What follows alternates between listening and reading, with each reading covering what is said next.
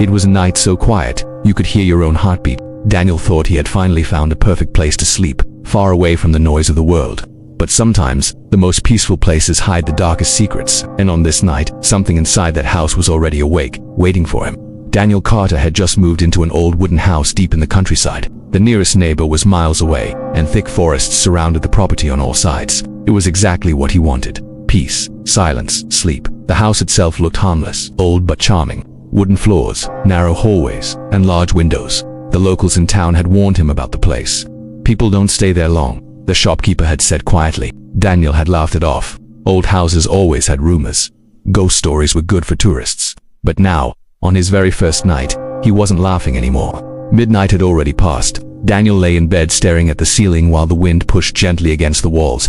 Tree branches scraped softly across the roof. He turned to the other side and pulled the blanket closer.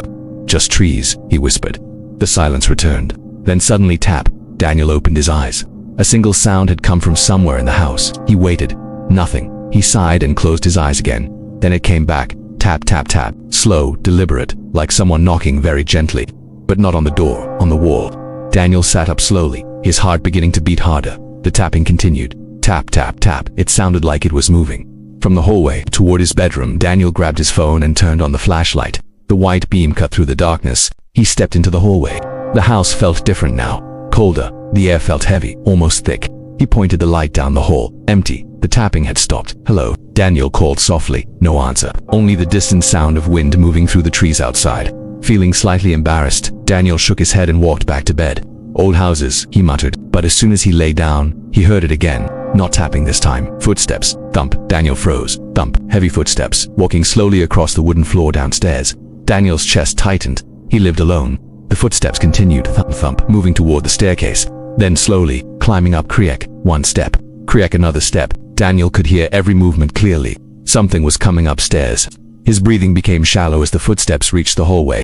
They stopped, right outside his bedroom door. Silence. Long, uncomfortable. Then slowly, the door handle began to turn. Click. The door creaked open. Daniel held his breath, but no one was there. Just darkness filling the hallway. The footsteps had stopped and the house was silent again. Daniel slowly stood up and walked toward the door. "Okay, that's not funny," he whispered. He looked into the hallway, empty. But then, something strange caught his eye. At the far end of the hallway, a door he hadn't noticed before, a small door. Half open. Cold air drifted out from inside. Daniel frowned. "I'm sure that wasn't there earlier." He walked slowly toward it. Each step echoed in the quiet house. The closer he got, the colder the air became. When he reached the door, he pushed it open. Inside was a narrow staircase going down into darkness, a basement. Daniel raised his flashlight and shined it down the stairs. Dust covered everything. It looked like no one had been down there for years. But then, he saw something. Footprints, fresh footprints in the dust, leading up the stairs. Leading to him. Daniel's heart nearly stopped, because he hadn't gone down there yet. Slowly, the beam of his flashlight began to flicker. Once, twice, then it went out completely. The darkness swallowed everything.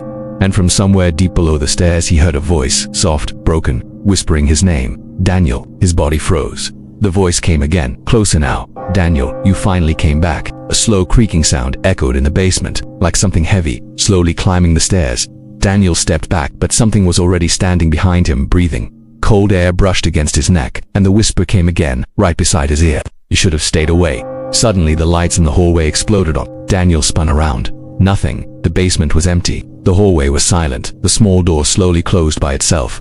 Daniel stood there shaking.